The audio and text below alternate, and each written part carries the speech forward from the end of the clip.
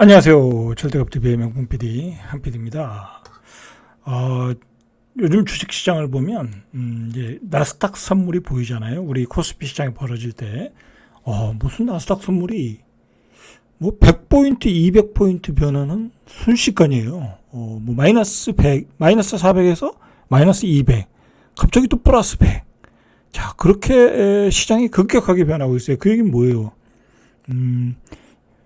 뉴스 보도에 따라 뭐 그냥 투매가 나오고, 뉴스 보도에 따라 급등이 나오고, 하루 사이에 뭐 1000포인트가 오고 가고, 완전히 시장이 뭐 공포의 분위기라고 봐야 돼요. 어제도 나스닥이 이따 보겠지만 한 장중 한 500포인트 뭐 600포인트까지 제가 뜬 거로 아는데 자고 일어나니까 마이너스 한 300포인트야.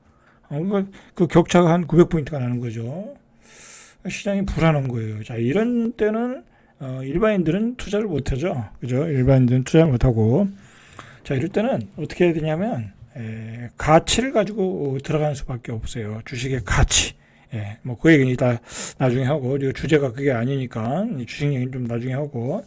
자, 지금 이게 관세 정책의 어떤 지금 핵심이 뭐냐면 미중 간의 패권 전쟁 같아요. 뭐 이제 어차피 우리나라 그다음에 뭐 베트남 뭐 일본 이런 나라는 뭐 고개를 숙이고 들어갈 수밖에 없어요. 협상. 그죠? 협상. 뭐 미국의 상품을 더 사주고 미국의 LNG를 좀 사주고 뭐 국방비 더 내라면 더 내고 뭐 손해가 나지 않는 한도에서는 그렇게 해야죠. 어차피 뭐 우리가 미국에다 물건을 팔아먹으려면 별 수 없어요. 미국이 그걸 가지고 문제 삼는 거 아니에요. 니들은 우리나라에서 엄청난 그 부를 착취해 가는데 니들은 우리한테 주는 게 뭐냐 이거야. 한마디로 그거잖아요. 그죠? 자, 중국도 마찬가지예요. 중국도. 자, 오늘 중국과 미국 간에 굉장히 격론이 오고 갔어요. 근데 난 아무리 트럼프의 수사가 거칠다고 해도 이런 표현을 써도 되나 모르겠어요. 아무래도 그래도 G2 국가인데, 그죠? 서로 간에 세계 1위 국가, 2위 국가 사이인데 아주 격한 표현이 오고 갔어요. 이거 제가 중학교 때는 중학교 단어는 좀 어려운 단어야. 고등학교 때 영어 공부할 때 이 단어인데 이게 제 발음이 맞나 모르겠는데 제가 뭐 영어를 잘하는 사람 아니니까 피전트 이거 고등학교 때 우리가 배운 단어는 촌놈들, 그죠? 촌놈들이에요. 이런 단어를 써도 모르겠어요. 써도 자, 미국의 바이스 프레지던트죠, 부통령이 중국인을 겨냥해서 피전트 촌놈들이라 이거야. 촌놈들 이런 표현을 썼어요. 아주 격한 표현. 미국의 이 바이스 프레지던트는 그런 사람 같아. 저번에 그 우크라이나 젤렌스키하고도 할 때 격한 표현을 써가지고 굉장히 그 논란거리가 됐는데 이분의 그 어떤 캐릭터는 그런 것 같아요. 그래서 중국이 놀랬어요. 중국이 놀랬고 미국인들도 경악하고. 자, 이 발언은 한 걸음 뒤로 물러나 객관적으로 경제 세계가 미국에 무엇을 가져다 주었는지 자문해 볼 필요가 있다. 그러면서 근본적으로 두 가지 원칙에 기반한다. 막대한 채무를 지는 것과 미국을 위해 다른 나라가 만든 물건을 사는 것이라는 말을 하던 중 나왔다. 그러니까 이제 니들은 우리나라에서 다 뽑아가는데 니들은 우리한테 뭘 주냐? 야, 이 촌놈들아. 그 얘기예요. 이 촌놈들이라는 의미는 굉장히 중국을 모욕하는 표현이죠. 왜냐하면 중국이 또 농업국가였잖아요. 그러니까 시골 소장농, 농노, 빈민 등을 낮춰 부르는 말에서 유래한 비하성 용어라는 거죠. 이 촌놈들아, 니들은 우리나라에서 돈을 뜯어가는데 니들이 우리한테 주는 게 뭐냐, 이제 그거죠. 자, 중국의 반응이 어땠을까요? 자, 중국 외교부가 반응을 내놨어요. 리젠 외교부 대변인이 청내 브리핑에서 부통령이 이처럼 무지하고 무례한 말을 한 것을 들으니 의아하기도 하고 슬프기도 하다. 뭐 거기다 맞대응하기도 그렇잖아요. 그러니까 거기다 촌놈들 그러면 중국의 외교부가 야, 이 양키놈들아, 그럴 수는 없잖아요. 그럼 또 같이 격이 떨어지니까. 중국이 그래도 인이 예지의 공자의 나라잖아요. 그러니까 의아하기도 하고 슬프기도 하다. 쟤는 왜 그러지? 뭐 그런 그런 뉘앙스죠. 자, 그런 뉘앙스인데 지금 미중이 붙었어요. 미국이 뭐 상호관세, 기본관세, 상호관세, 거기다 징벌적 관세. 니들은 그 뭐죠? 마약을 수출하는 뭐 그런 뭐 교육국이다. 그런 뭐 중개 무역하는 나라다. 뭐 이제 그런 툴로 해서 징벌적 관세를 때려가지고 104% 때렸어. 자, 니들이 제대로 조치를 안 하면 우리는 니들하고 무역 거래를 안 하겠다라는 표현이에요. 그거는 104%는. 그러니까 중국에서 오늘 나온 얘기가 84%. 그래? 그러면 우리는 대미 관세를 34%에서 84%로 때리겠다. 자, 그래서 자, 보세요. 이 애플이 어떻게 떨어졌나? 애플이. 자, 애플 떨어진 거 보세요. 자, 애플이 260달러까지 가다가 171달러. 거의 100달러가 떨어졌어요. 40%가 떨어졌네. 자, 애플은 글쎄요. 잠깐 애플 보면 자, 애플은 여기서 사야 되는 거 아니에요? 저는 그렇게 보거든요. 저는 여기서 사야 된다고 봐요. 이거 절호의 찬스다. 뭐, 요 정도 선에서 170에서 160달러 선. 이건 뭐, 과감히 들어가야 되는 게 아닌가. 뭐, 여기서 예를 들어 170에서 160에 샀어. 그럼 뭐, 한 150달러 됐어. 그럼 더 사면 되죠. 그죠? 자, 일단 뭐, 주식 얘기는 나중에 하고. 자, 이렇게, 시총 1위. 애플은 시총 1위인데, 시총 2위를 밀려났어요. 그만큼 애플이 타격을 보는 거죠. 왜냐면, 애플의 핸드폰이 대부분이 중국에서 제작을 하고 있거든요. 근데 그게 미국으로 수출되면, 아이폰이 뭐 300만원, 500만원 간다고 그러더라고요. 그러니까 뭐 애플은 떨어질 수밖에 없고, 뭐 인도로 가도 인도도 관세가 세죠.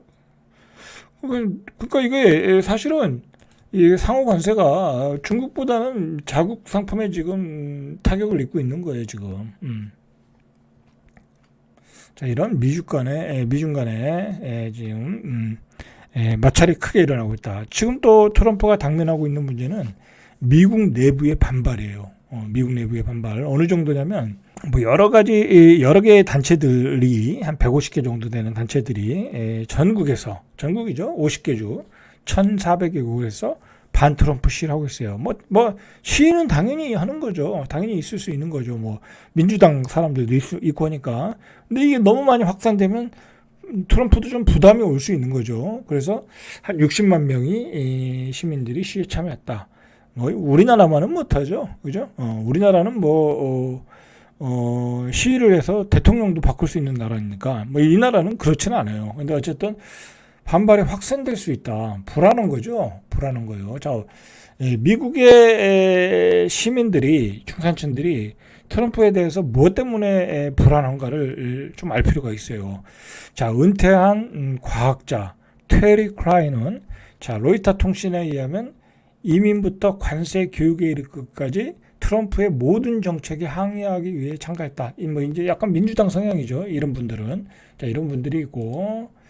자, 그리고 74세의 전직 변호사 폴 크랙슈만은 자, 이분은 왜 데모에 나왔는지 보시죠. 사회보장 제도가 무너진다. 그러니까 이제 트럼프는 재정 축소잖아요. 뭐 이제 뭐 공무원도 막 그냥 다 나가라고 그러잖아요. 들어오자마자 다 그냥 거기는 뭐 그런 것도 없어요. 그냥 뭐 희망 퇴직 받고 그런 것도 없어요. 그냥 해고 하면 나가는 거야. 미국은 끝내주는 나라예요. 그런 나라는. 자, 그래서 막 공무원들 내보내고 그다음에 연금도 줄이겠다. 그럴 수 있잖아요. 뭐 거기까지는 지금 손 안 댄 것 같은데. 그런데 사회보장제도가 무너져서 혜택을 잃을까 두렵다. 이제 나이 드신 분들은 이 모든 것을 정부가 해체하고 트럼프가 권력을 유지하려는 계획의 일부가 아닐까. 재정 축소를 하다 보면 이제 뭐 의료, 뭐 옛날에 뭐 민주당 때 만들어놓은 의료보험제도도 다 없애버릴 거고. 자, 그런 위기감을 느끼고 있다. 하면서 굉장히 많은 반대 시위자들이 거리로 나왔고요. 그다음에 친위 그룹. 이제 지금 이제 여러분들 그 트럼프의 그 참모들 중에 꼭 알아야 될 사람이 있어요. 미란이라는 사람, 미란 보고서, 이 트럼프의 관세 정책의 어떤 이론적인 틀을 제공하신 분. 그다음에 가장 강경파인 나바로는 지금의 관세 정책을 끌고 가는 사람이에요. 그 사람은 뭐 계속 강경파죠. 그다음에 알란 머스크. 그다음에 이 사람 대표적 강경 보수 성향 공화당 소속 상원 의원이에요. 의원 이제 정책적인 쪽에서의 이제 강경파죠. 테드 크루즈. 자, 이 사람이 뭐라고 그랬냐면, 자, 팟캐스트에 나와가지고 지구상의 모든 국가가 미국에 보복 관세를 부과하고 트럼프의 대통령의 상호 관세가 그대로 유지가 된다고 하면 끔찍한 결과가 나온다. 미국이 심각한 불황에 빠지면 내년 중간 선거는 대참사가 될 거다. 일단 자기 자리가 위험한 거죠. 이제 공화당 의원들 입장에서는 내년 중간 선거에서 다 떨어질 가능성이 있는 거야. 이대로 가다가는 물가 폭등이 뭐 뻔히 보이고, 그 다음에 뭐 지금 미국의 증시가 녹고 있잖아요. 미국의 증시가 녹고 있어요. 자, 볼까요? 자, 오늘 주식이 또 다시 반등을 하죠. 이건 뭐 끝나봐야 아는 거니까. 참, 어제도 그랬어요. 참 난감하더라고요. 난감해요. 난감해요. 어제도 제가 장중에 뭐 600포인트 떴네 그랬다가 아침에 일어나니까 뭐 마이너스 300 됐길래 참 저도 겸했적었는데 끝나봐야 아는 거야 이거. 자, 어쨌든 뭐 반등을 해야죠. 자, 이게 이렇게 빠졌어요. 야, 이거를 보면 안 되고 월봉으로 한번 보시죠. 월봉. 자, 이거 뭐 반등은 주고 떨어지겠죠. 그죠? 반등은 주고 떨어지겠죠. 그죠? 여기까지 반등은 주겠죠. 한 16,000, 한 700까지 반등 주고, 뭐 다시 떨어지든지, 또 트럼프가 또 거기서 물러날 사람이 아니잖아요. 그죠? 자, 그렇게 될 가능성이 있다. 일단은 이렇게 많이 떨어졌다. 2만에서 14,000도 찍었는 것 같아요. 14,900, 뭐 그렇게 찍었던 것 같아. 자, 미국의 주식이 녹았어요. 그 문제가 뭐냐면, 미국의 대부분 중산층의 자산은 주식이다. 대한민국의 대부분의 중산층의 자산은 부동산이다. 우리나라 부동산 폭락하면 우리나라 중산층은 녹는 거예요. 다 작살나는 거예요. 왜냐면 다 부채를 끼고 있잖아요. 엄청난 부채를 끼고 있는데 부동산이 30% 40% 빠지면 은행에서 빚 갚으라고 경고장 날라와요. 우리나라는 부동산이지만 우리나라 주식이 엄청나게 폭락했는데도 뭐 우리나라는 주식 투자를 많이 하는 사람이 없기 때문에 뭐 그렇게 큰 문제가 되질 않아요. 그죠? 아무 문제가 없어요. 주식이 폭락해도 오히려 폭락을 하면 더 좋죠. 자, 그러나 미국은 안 그렇다. 그렇기 때문에 계속해서 그빌 에크만, 그다음에 뭐 폴 크루만, 그다음에 채권 투자의 왕 그로스인가요? 뭐 여러 개 헤지펀드의 구루들이 계속 경고를 해. 그리고 JP 모건의 다이먼도 경고했어요. JP 모건의 다이먼도 야, 이대로 가다가는 그 사람은 그 월가의 황제잖아요. 엄청난 영향력을 가진 사람인데 경제가 파탄한다. 뭐 그 사람의 그 말은 굉장히 무게감이 있어요. 경제가 파탄한다. 자, 오늘은 뭐 왜 반등하는지 모르지만 트럼프의 기조는 바뀌질 않았어요. 자, 또 문제는 뭐냐면 미국은 부채가 많은 나라니까 이 채권을 계속해서 발행해야 되거든요. 국채를. 자, 그런데 국채를 저금리에 발행을 해야 재정 부담이 덜한 거잖아요. 근데 자꾸 국채 채권값이 올라간다는 거야. 시장에서 안 사준다는 거야. 왜? 시장에서 기존에 채권을 많이 가지고 있는 나라들, 뭐 일본, 뭐 그다음에 한국, 대만, 중국, 특히 중국에서 채권을 투매를 하고 있다는 거야. 미국 채권은 장기적으로 가지고 있어봤다. 별일 없어 하고 투매를 한다는 거야. 그러면 기존 채권이 기존 채권은 떨어지고 그다음에 새로 발행하는 미국의 국제 금리는 올라가겠죠. 자, 그런 현상이 지금 일어나고 있다라는 거야. 자, 그러면 미국의 재정 부담이 더 커지죠. 트럼프가 의도하지 않는 현상이 생기고 있어요, 지금. 자, 그래서 블룸버그 통신에 따르면 이달 30년물 국채 금리가 뭐 23 베이스 포인트 껑충 뗐다 이거. 채권 쇼크가 발생했다. 왜 그러냐면 지금 국채를 많이 들고 있는 중국이 열받잖아요. 너 그렇게 나와? 우리를 보고 피전투 촌놈이라고 그랬지. 그래, 그냥 채권을 던져버리는 거예요. 그리고 중국의 정책 자체가 미국의 국채를 줄여나간다라는 거야. 그리고 중국이 작년에 뭘 샀어요? 금을 쓸어 모았잖아요. 채권 팔고, 야, 돈은, 이거, 현금은 쓰레기야. 팔고, 금을 모아. 그렇게 돼가는 거야. 잘하고 있는 거죠, 중국이. 예?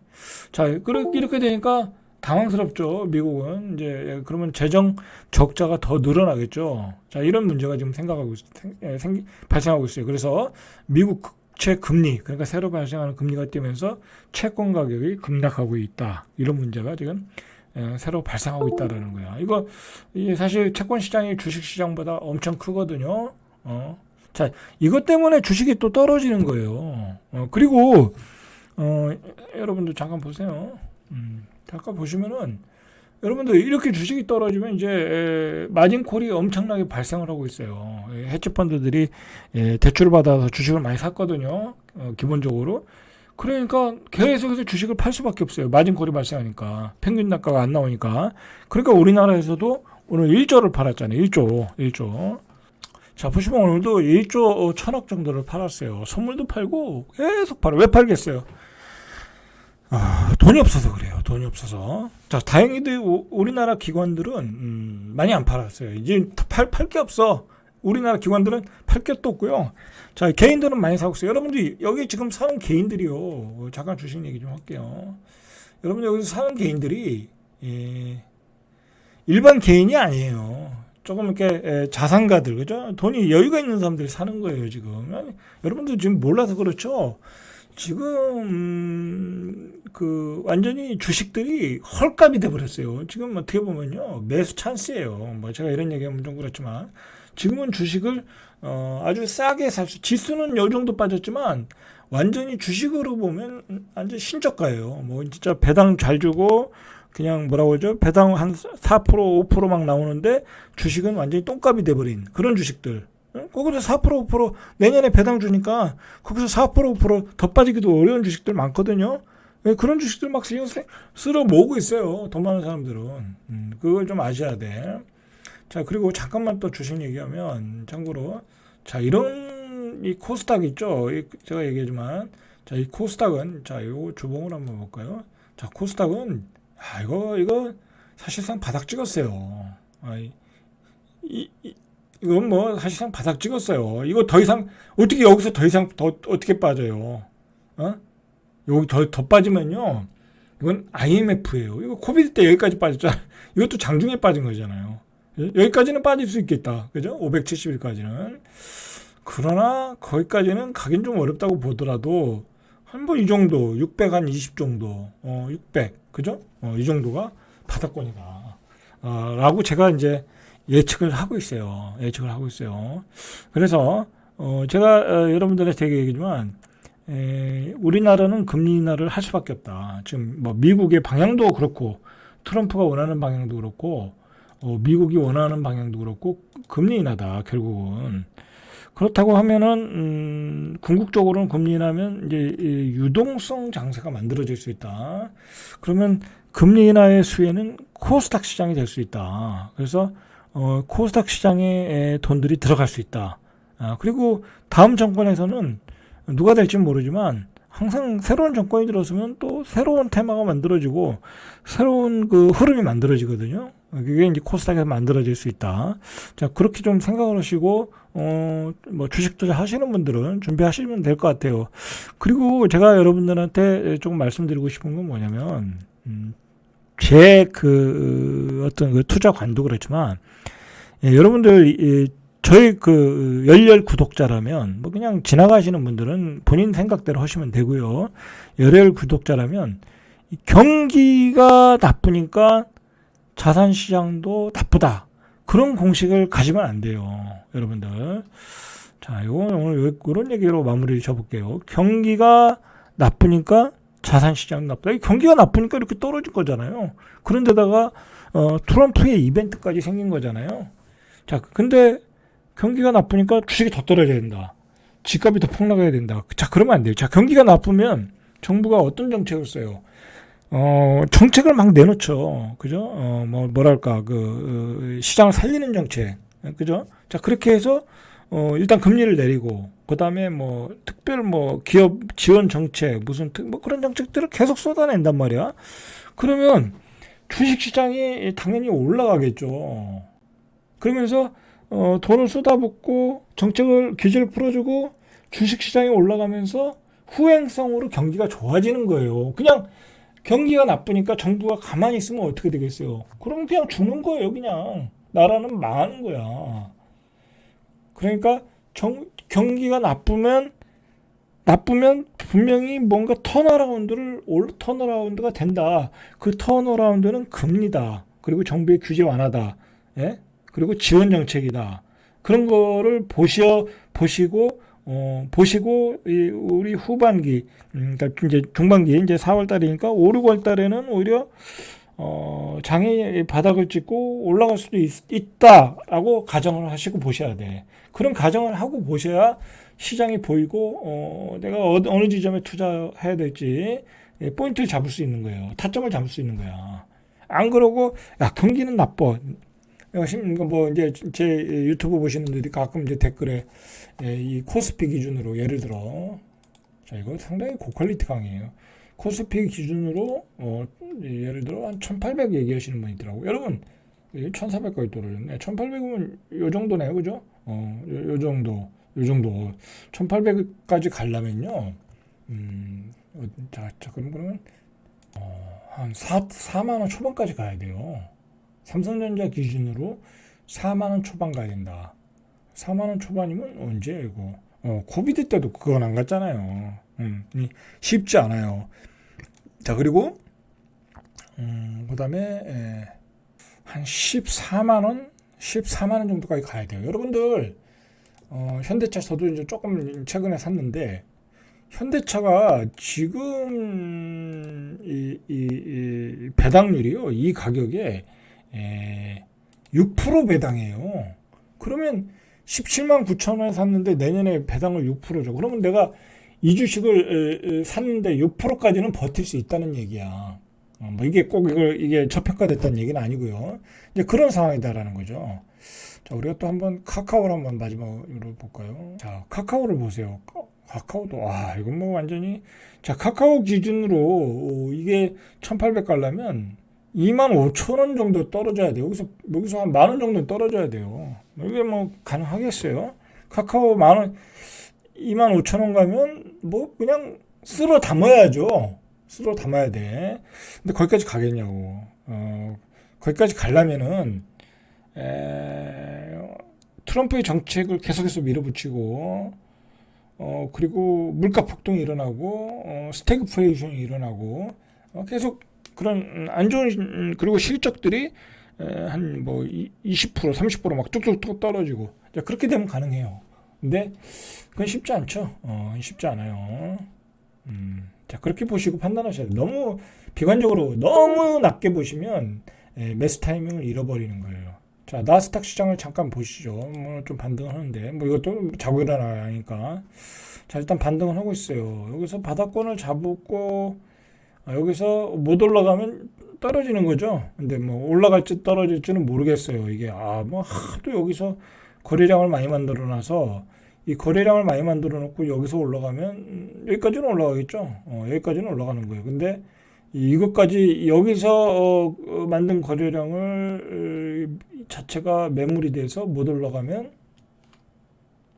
최악의 경우 여기까지 13,200 여기까지 뭐 이렇게까지 떨어질 수 있어요. 최악의 경우고 근데 뭐 지금으로 봐서는 뭐 비관도 낙관도 할 수 없잖아요. 그렇죠. 자 그런 상황이다.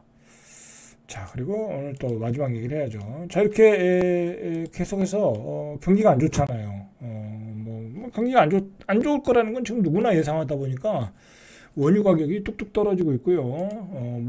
떨어지고 있고 자 지금 은행 뱅크 오브 아메리카죠. 아카민 분석가는 이 시나리오가 실제로 전개된다고 하면 상호관세죠.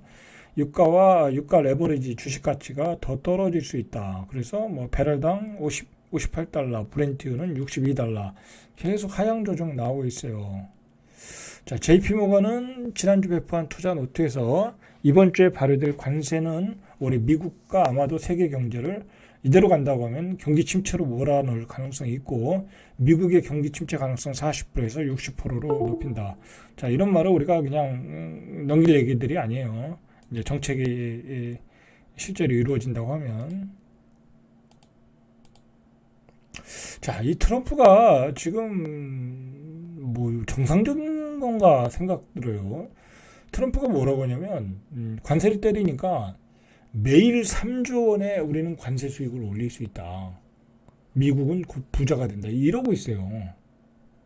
아니, 그러니까 관세를 다 때리면 그렇게 들어온다는 건데 그 관세를 때리면 그 돈이 다 누구에게서 나오겠어요? 다 미국의 국민들에서 나오는 거잖아요. 물가가 인상된 분에서 세금을 받는 거니까. 그래서 우리는 매우 잘하고 있다라는 건데 이 계산도 틀리다는 거야. 틀리다는 거야. 매일 3조가 들어오면 미국이 부자가 되겠죠. 자, 그러나 그렇게 해서 나오는 돈이 수출하는 나라에서 나오는 게 아니라 미국의 중산층들이 지불하는 거잖아요. 어차피. 그리고 3조라는 것도 안 맞는다는 거야. 뭐 이게 이제 20억 달러 정도를 들어온다라고 이제 생각을 하는 건데, 그러나 2월 달에 한 달 동안에 들어온 걸 계산해 보니까 72억 5천만 달러, 약 11조. 턱도 안 되는 거죠. 그러니까 한 달 동안 들어온 게 11조밖에 안 된다는 거, 관세 수입이. 그러니까 트럼프는 그냥 언론 플레이 하는 것 같아요. 그러니까 트럼프는 언론 플레이 하는 것 같아요. 이제 협상을 위해서. 자, 어쨌든 우리 코스피도 오늘 잠깐 볼까요? 코스피도 많이 떨어졌어요. 코스피도 잠깐 볼까요? 다시 보고 마무리하죠. 제가 요 밑으로 떨어지면 안 된다는데 이게 이제 6이거든요. 아직 뭐 시간이 있으니까 아직 뭐 오늘 20일 남았으니까 이건 걷어 올릴 수 있겠죠. 여기 밑으로 떨어지면 큰 위기가 오는 거예요. 뭐 밑으로 떨어지면 이제 여기가 저항선이 되고 뭐 계속 떨어져서 진짜 2천 갈 수도 있어요. 이제 그러나 뭐 나스닥에 달려 있는 거고. 자, 일봉을 봐도 이제 뭐 거의 바닥에 오지 않았나. 오늘 보니까 삼성전자, 그다음에 현대차, 그다음에 뭐 금융주, KB금융주 뭐 그런 대표적인 주식들이 플러스가 장중 플러스 나오고 그렇게 안 떨어졌어요. 뭐 거의 이제 투매는 다 나오지 않았나 뭐 그런 생각이 들어요. 일단은 이제 미국의 상황이 더 악화되면 더 2차 하락에 나올 수 있지만 그때는 뭐 이제 너 죽고 나 죽고 다 죽는 거예요. 그때는 뭐 진짜. 그리고 요즘에 뭐 주변에 돈 많은 슈퍼개미들 보면 그 사람들도 다 샀어요. 여기서도 사고 여기서도 사고 다 샀어요.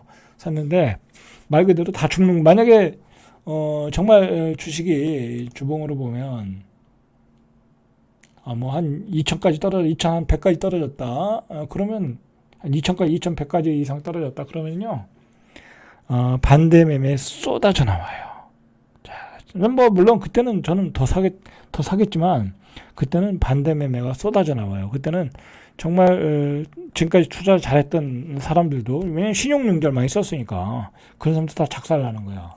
굉장히 시장이 위험해졌어요. 미국 시장도 그렇고 우리 시장도.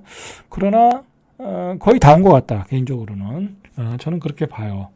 그래서 이번 주 내일부터 반등이 나오지 않을까. 그러니까 이제 방송은 내일 나가니까 오늘부터죠. 반등이 시작돼서 이제 조금 반등이 나오지 않을까. 트럼프가 아주 심한 발언을 하지 않는다면. 그리고 이제 4월 9일 일단 악재는 지나갔잖아요. 악재는 지나갔고 이제 협상에 지금까지는 위협의 단계였고 이제부터는 협상의 단계잖아요. 중국과는 아직까지 싸우고 있고 그러나 우리나라도 이제 어제 총리가 전화도 했고 권한대행이죠. 전화했고 일본도 왔다 갔다 하고 베트남도 제시하고 뭐 그러면서 협상의 단계로 가면서 악재가 호재로 바뀔 수 있는 시장이 아닌가. 뭐 그렇게 보시고 대응을 하면 되지 않을까. 그렇게 보시고 어제 한 얘기를 조금 더 반복하면 어쨌든 금리 인하로 간다. 우리도 경기가 안 좋아지니까 금리 인하로 간다. 그러면 자산에 지금 주식들이 이렇게 빠지면요. 소위 말해서 이 큰 손들이 이 기관이나 외국인들이 주가를 바닥에서 잡아가지고 올리기가 좋아요. 그러면 한번 큰 장이 쓸 수 있다. 주식시장도 그렇고 부동산 시장도 마찬가지고요. 그렇게 여러분들이 대응해서 올해 자산을 못 늘리면 그렇게 해서 자산을 못 늘리면 연말에 엄청난 양극화가 또 벌어진다. 안 그래도 양극화가 벌어지는데 그래서 많은 자산을 좀 부를 만들고 빚을 갚으실 분은 빚을 갚고 그렇게 하셔야 된다. 안 그러면 양극화가 확 벌어진다. 계속 누누이 강조하고 앞으로도 강조를 하겠습니다. 자, 절대값TV의 명품 PD 한 PD였습니다.